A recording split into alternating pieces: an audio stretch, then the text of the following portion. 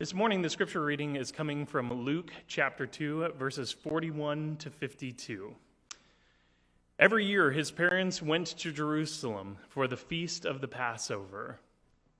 When he was 12 years old, they went up to the feast according to the custom. After the feast was over, while his parents were returning home, the boy Jesus stayed behind in Jerusalem, but they were unaware of it. Thinking that he was in their company, he traveled on for a day, and they began looking for him among their relatives and friends. When they did not find him, they went back to Jerusalem to look for him. And after 3 days, they found him in the temple courts, sitting among the teachers, listening to them and asking them questions. Everyone who heard him was amazed at his understanding and his answers. When his parents saw him, they were astonished. His mother said to him, "Son, why have you treated us like this? Your father and I have been anxiously searching for you." "Why were you searching for me?" he asked. "Didn't you know that I had to be in my father's house?" But they did not understand what he was saying to them. Then he went down to Nazareth with them and was obedient to them. But his mother treasured up all these things in her heart. And Jesus grew in wisdom and in stature and in favor with God and men.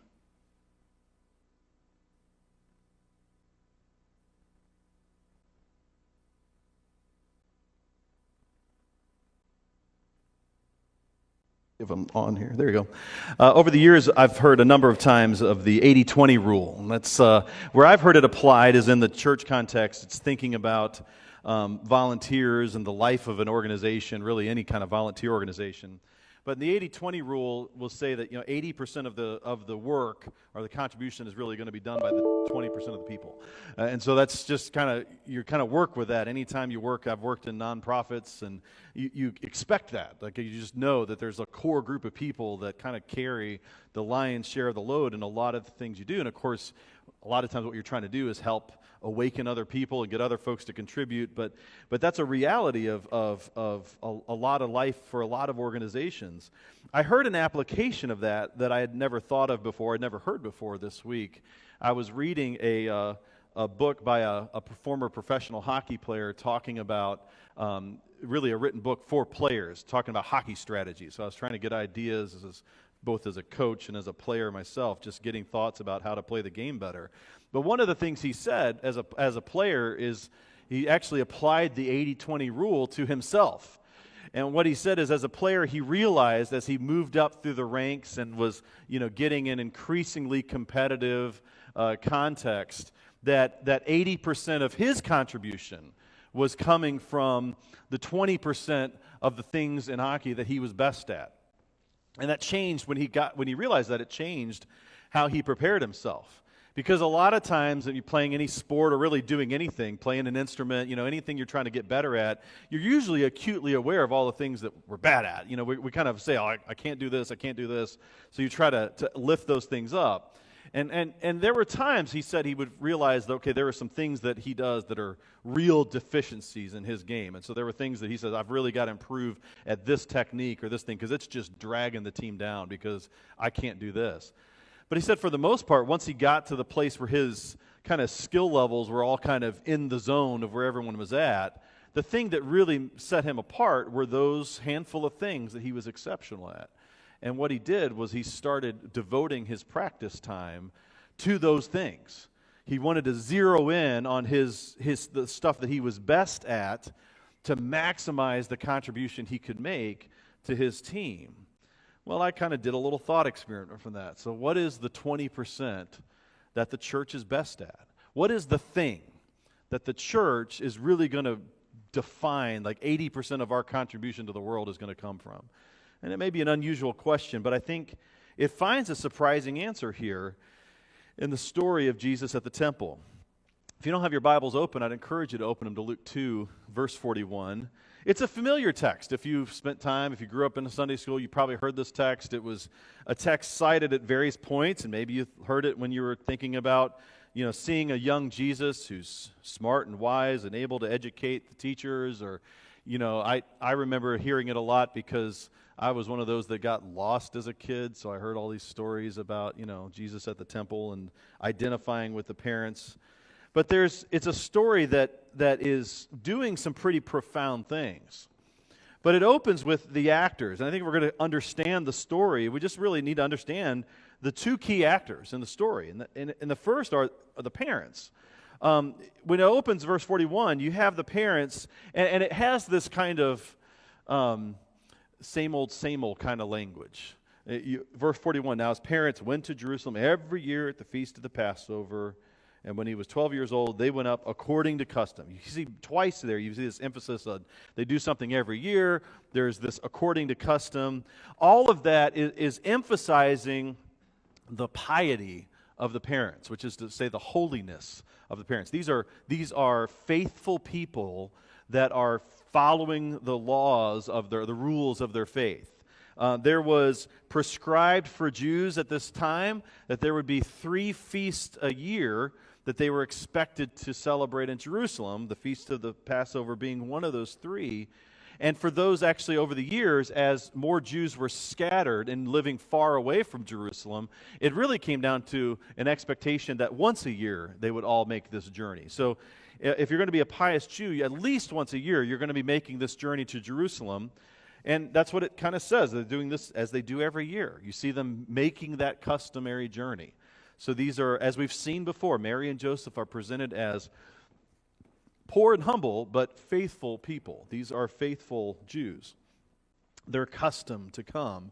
And in fact, the Feast of the Passover, the women were not required to go. It was actually a men-only requirement. So for the fact that Mary was going is especially a presentation of her high piety. She's very loyal. She's faithful. She's going to show up even when she doesn't have to. And here they're bringing Jesus going up according to custom, and that language again suggests here they are raising their son well.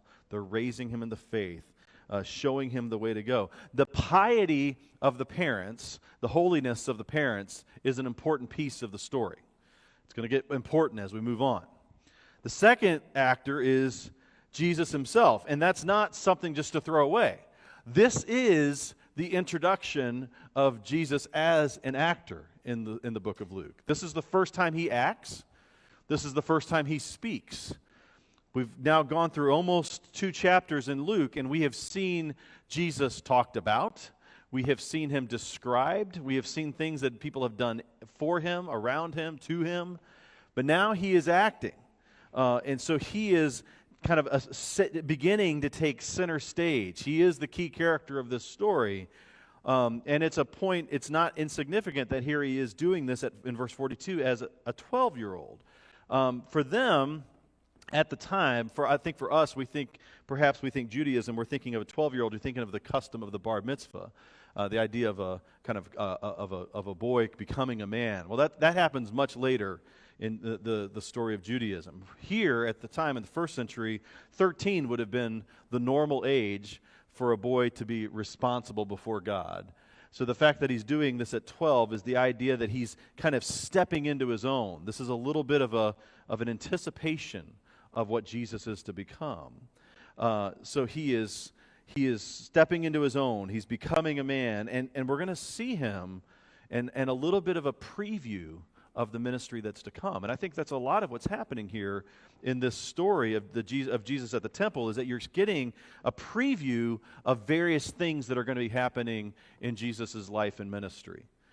And thus, after that, you have this introducing the characters, then you have the crisis itself. And if you look at verse 43, the thing that I want you to see is that it is Jesus himself who creates the crisis. And when the feast was ended, as they were returning, the boy, Jesus, stayed behind in Jerusalem. This is Jesus being active. It's not that Jesus got lost. That's a little different. This is the story. When I think about this story, I'm always thinking about different stories in my family history. Like I was one who got lost at the mall one time when I was, 8 or 9 years old. I wound up walking home. It was crazy. I took off 18 inches of snow and I walked 2 hours to get home because I didn't know where to go, didn't know what to do. So it was this, and they were getting ready to have helicopters come after me. So my parents were just, they could feel all throughout my life. My parents have felt this story of the panic because they lived it. They didn't know where I was. They didn't know what had happened to me. That's not Jesus here. Like I was an idiot, but what it was. I mean, I didn't go get help, and I just decided to walk home because it's the only place I knew to go. Jesus is active here. Jesus is doing something because that's what he wants to do. And if we're to understand the story, you've got to see Jesus as the one who is creating this crisis. The boy, Jesus, stayed behind. And don't overlook that he's described here as the boy, Jesus. The word there is the word for child. He is, and actually it's also the word for servant, which some people think may be a little bit of a connection here. And I think it may be subtle, but I think you're going to see a little bit of that echo, the reason why they see a connection in a few minutes. But he is a child, but here he is. Maybe to this point he's been passive, but now this is his first action. And his first action creates a crisis with his parents. It creates a crisis with the holy people in our story. I don't think that's a small thing. His first action is to create a crisis. And so that crisis creates pain. The way his mother describes it in verse 48, she says, "Your father and I have been searching for you in great distress." That is vivid imagery. And the way the story unfolds, I mean, it's understated. Luke has a real understated style, but just think of the panic that would be arising here. The boy stayed behind. His parents didn't know it, but supposing him to be in the group, they went a day's journey, but when they began to search for him among their relatives and acquaintances, when they did not find him, they returned to Jerusalem. So there's this slow discovery. They're traveling in some kind of crowd, some kind of mass thing, and there's different theories about how they might have traveled, that the kids might have been gathering as a group or traveling separately, or there's all this group that they have, but they think everyone's fine, and they assume Jesus is safe. They don't think anything of it until they're somewhere away, maybe a day away from Jerusalem, and they realize that night, like, where is he at? And there's this, you can imagine, this ensuing panic to the point that they're actually realizing he's not there. This is not exactly a safe road. There's a lot of robbers and bandits, so there may be a lot of things they might be afraid of. They're traveling in big crowds because it's not a safe road, and they're worried about robbers and bandits and whatnot. So here they are with this ensuing panic, now to the point they're actually heading back to Jerusalem and searching. And they're searching for him. It's not like they find him immediately. I mentioned last week, I mean, even the temple is a big place. It's like 40 acres. You've got, thousands upon thousands of people that show up for this feast. I mean, it's massive crowds and big mob, and Jerusalem itself is just not an easy place to navigate. So there's all this sense of, where is he at? Where could he be? They're looking for him 3 days. On that third day, they find him. And there's some debate here about, does that mean it's 3 days from that point? Are they searching for 3 days? Is it the third day since they left to Jerusalem? I don't know that it really matters for us, because we could tell, like, the parents have got to be panicked at this point. I mean, you think they've got all this weight of the shoulder. Just being a parent alone, you'd think of the panic. But now you add to this, like, this is the chosen child. Like, if you're ever going to fail in your duty, I really don't want to have, like, a divine charge on me and then kind of drop the ball here. So there's this panic that is ensuing. When Mary says, "We were in great distress," that's a vivid language. We can get it. And just, again, to begin to think about what's gone before and what's coming after, one, this is an echo of, maybe this is the first fulfillment of what Simeon had said to Mary at the temple, which is that child is going to cause pain. There's going to be pain in your heart from this child. That what's happening here in this pain and distress is an anticipation of further pain that is to come for her and for Joseph from his ministry. It's a first fulfillment and a preview of the crises that we're only going to see more so as Jesus' ministry advances. The other thing is to put in the head right now, to think, 3 days. Well, I'm starting to think, what about 3 days? Well, we have another big 3-day thing happens on at the end of Luke, right? Now we're thinking of death and resurrection, if we know the story. And I think there's an echo here, and I want to talk about it in a few minutes. But they're in crisis. There's this distress. They kind of want to charge him. I'm going to talk in a minute about them finding him at the temple because of all the places that he's at. They're finding him at the temple, amazed that he's interacting with the teachers, but they want to know what's going on. They're amazed at his interaction. The teachers are amazed. In fact, it says, verse 47, all who heard him were amazed, which is, I think, suggestive of not just the teachers, but actually others around. All are now observing Jesus and his interaction, and he's got this remarkable ability even just to ask questions. A lot of times we kind of, I think, reinterpret this to suggest that he's actually starting to instruct them. But it says in verse 46 that he's asking them questions. But in the way that he's asking the questions, he's giving this remarkable insight, and it's creating a kind of dialogue. You're getting here a sense of Jesus who has wisdom beyond his years. And it's, I think, in anticipation of what is to come, which is that he's going to be teaching the teachers. I believe, that's right, that this is the only reference in Luke that uses the word teachers to describe anybody other than Jesus. That word teacher normally is only going to be used of Jesus in Luke. There's other words they have when there's leaders and the religious leaders and scribes and lawyers and all those other things. But Jesus is the teacher. He's the great teacher. And here he is, the first time we see him in an active role in Luke, it's him teaching the teachers. To his parents, they simply don't understand. Everyone's amazed at his teaching, as instruction, as he answers questions, as he asks the right questions. But they're astonished, verse 48. Son, why have you treated us so? Behold, your father and I have been searching for you in great distress. These humble, pious people can't understand the pain that he caused. And then you have the very first words spoken by Jesus in Luke. So what does he say? It's kind of this is his introduction. And you just pause over that and think, that's a significant thing. This is the first time that Jesus speaks. And so if I'm a new reader, and I think Luke is imagining, some people are coming to the Gospel of Luke, getting to know Jesus for the first time. Here's the hero of the story. Here's the main character. He's going to open his mouth. First time. We've seen him act for the first time, and it's creating tension. It's creating crises.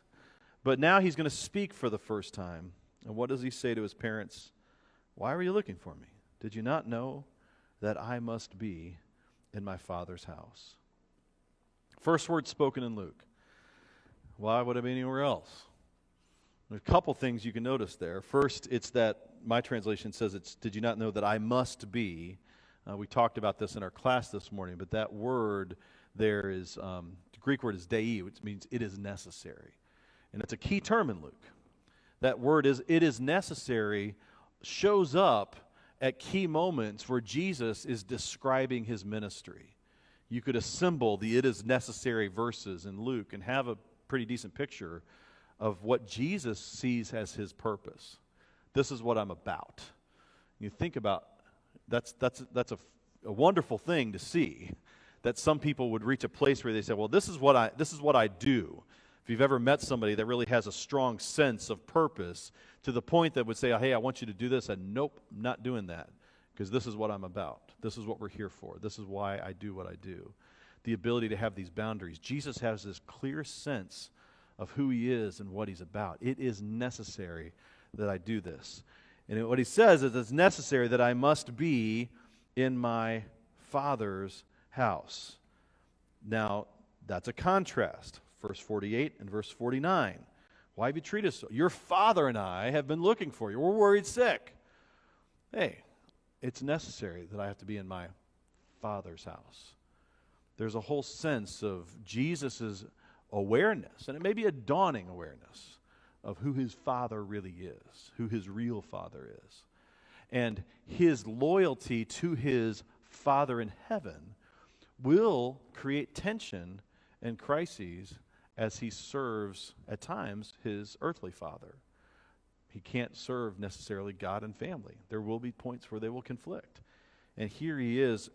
emphasizing the very first thing that he acts to do in Luke, and the very first thing that he says is to make it clear that he has a mission to serve his Father. And even the most pious, faithful follower of God will look at him and marvel, will look at him and wonder, will look at him and not always understand, and will look at him and have to conform to his ministry to be a follower of Jesus. There's this rift, this tension. They don't get it. It's a preview of what's to come. They didn't understand, verse 50, saying he spoke to them. But then he returns, and he submits. And he'll submit for years, maybe another 18 years before he starts his ministry in full. He'll continue to submit to them for now. But this moment here was an anticipation of something that is to come, that's going to define his ministry and define his ministry to us. So what do you do with all of that? And at the end, the very last thing in Luke, the last thing in the childhood of Jesus is a Jesus who's growing. He increased in wisdom and in stature and in favor with God and man. He's growing physically and mentally and socially and spiritually. And here he is he's growing into the ministry that he's already previewed for us here at this crisis at the temple. Well, what are the keys to that? Well, one thing is, the first key I'd suggest is that humility is the foundation of a healthy response to Jesus. Now, where you see that in the story is that this story upends good people. You don't have really villains in this story.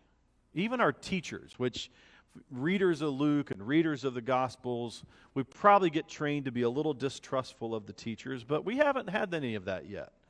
And here, at this point in Luke, we'd still be kind of on board, wanting to listen to the teachers. But all of the people are amazed at him. But the people that we've come to know the most is, at least really Mary. She's the driver of that family. But it's Mary and Joseph who are faithful, loyal, quietly wonderful people. And the story just upends them. He's stretching them. And even the most loyal, the most faithful, here Jesus is leading them to see what it is really to follow God. And in this sense, I think what's happening is the story is anticipating not just his ministry, but it's anticipating the resurrection itself. There's a couple of really interesting connections. One, in Luke 15, we'll be studying it later this year, but in the story of the prodigal son, it's the story of you have a younger son, the wayward younger son. You have a father. You have the older son. And a lot of the story, really the heart of the story, ultimately comes down to the older son. That's really who the story is fundamentally about. But we'll talk about that later. But when the father, the younger son, returns home, the older son is jealous. The father speaks to the older son, and he tells him at the end of Luke 15, he said, "Look, your brother was dead, and now he is alive. He was lost and he is found." It links the idea of being lost with the idea of being dead, the idea of being found with the idea of being alive. Sub that in here in this story. Jesus is dead for 3 days, and then he is alive as he's found. Suddenly our imagination is filled with the story of the resurrection. And what is the story of the resurrection in Luke but the story of faithful, pious people who see the death of Jesus and cannot understand it, who mourn when they should be celebrating, of faithful women who show up at the tomb seeking him out, only to find that the whole time he was about his Father's business. Actually, another translation of, "I must be in my Father's house. I must be about my Father's business." Jesus here at the temple is helping us, preparing us for the resurrection. The cross, the crucifixion and the resurrection will confound his most loyal followers. They don't expect Jesus to go there, but he does, because Jesus is always about his Father's business. And the people that need to be led aren't just the folks that are new at this or don't really understand what's going on, but his most faithful followers. Everybody in the story needs to be led by Jesus. which means the most educated and the most pious, the educated here being the teachers, the most pious here being the parents, don't have anything on it. All they have to do is to humbly come before God in openness, to come before Jesus, and to be willing to be led. Humility is the foundation here of a healthy response to Jesus. What Jesus is doing, what Luke is doing here at the end of Luke, at the end of this chapter 2, is we kind of get through all of this early stuff of the early life of Jesus. What he's wanted to do is to kind of rock our expectations, to unsettle us, to feel like we already have all the answers, and to put us as a reader in a place where we are open to considering Jesus anew. And to do that just requires humility. You got to be able to say, I don't have all the answers, if you're going to go searching for the answers that you can only find in Jesus. Humility is our foundation. And the second thing is that the church is then leading others in that humility. Our humility is our act of leadership. The fact that you're faithful, the fact that you're pious, doesn't put you above the fray. There's actually a danger that we're going to see a lot in Luke, is that the more faithful you are, the more earnest you are in your faith, the more you're going to have a temptation of assuming that you can fit Jesus into a box. You kind of have already studied the boundaries. You know who Jesus is. You kind of know all the right answers. You've aced those tests. And you feel like you can put Jesus inside a box. And Luke won't allow that. Luke will not allow us to keep him in a box because Jesus wouldn't allow it. Jesus is bigger than we can imagine. And he's taking us places that will make us uncomfortable. Even the most pious, the most loyal, the most faithful. He's going to stretch us. He's going to make us uncomfortable. But Luke is saying we need to go where he leads. And we as the church, if we can start with the idea that we are unfinished, that we don't have all the answers, but that we have Jesus, and we are learning how to follow him, we are inviting others to come alongside us, not as we're the ones with the answers, we need to give you the answers, but that we are fellow students of the Master, and we want to follow in his way. We want to follow where he goes, and we are inviting other students to come alongside us so they can learn along with us. That says to me that part of this 20% that the church has, 80% of our income will come from our the 20% that we're great at, the thing that we're supposed to be great at. What we offer to the world really is humility. And that's an odd thing to challenge us with. I was thinking this week, humility is not a valued commodity much in our world today. I think it's interesting to me. I was mulling over connections that, both our outgoing president and our incoming president are both known for two things. They have two things in common at least. They are both known to be particularly prideful. They're both known for really wanting to get credit. And they're also both known to be notoriously thin-skinned. They can't take criticism well. And I've wondered about that. Why is that our leaders, the pride thing, maybe it's easier to understand. I can't remember.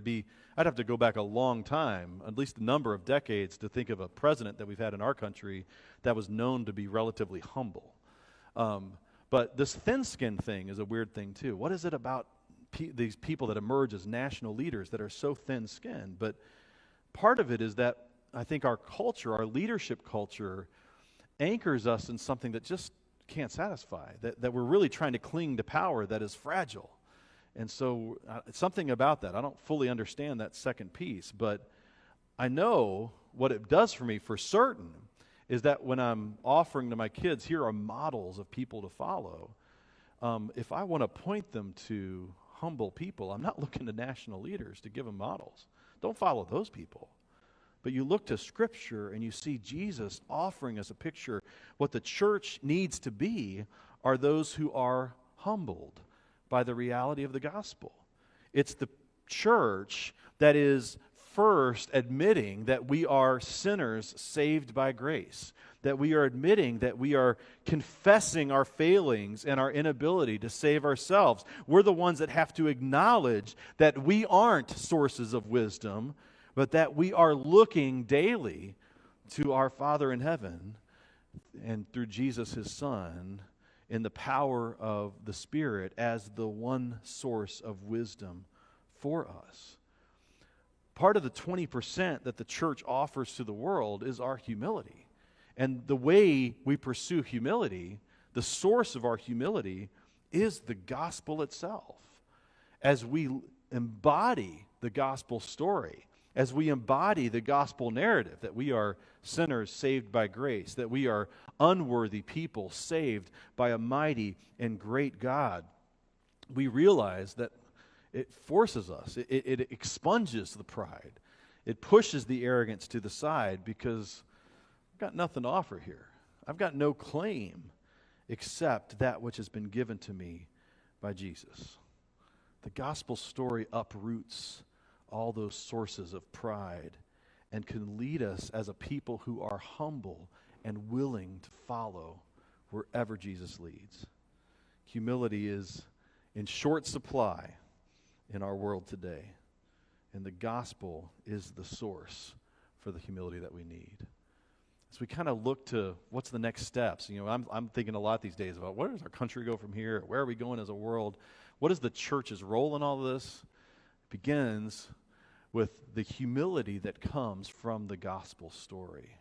What Luke has done for us here at the end of this chapter, this section of Luke, is it's uprooted us. It should have unsettled us. And it's left us in a place where no matter how much we think we know, we realize that Jesus is going to stretch us. Jesus is going to challenge us. And if we're telling the gospel story, we're ready for that. We're ready to go wherever he leads, because the gospel is the source of the humility that we need and the world so desperately needs. Let's pray. God, I pray for our humility. I pray that you will shape in us a deep and abiding love of the gospel story that embraces our brokenness, that embraces our incapability, and trusts and rests in joy in the capability that we find only in Jesus Christ. I pray that the gospel will shape who we are as a people as we go into this world. In Christ's name, amen. If we can help you in any way, please come while we stand and sing.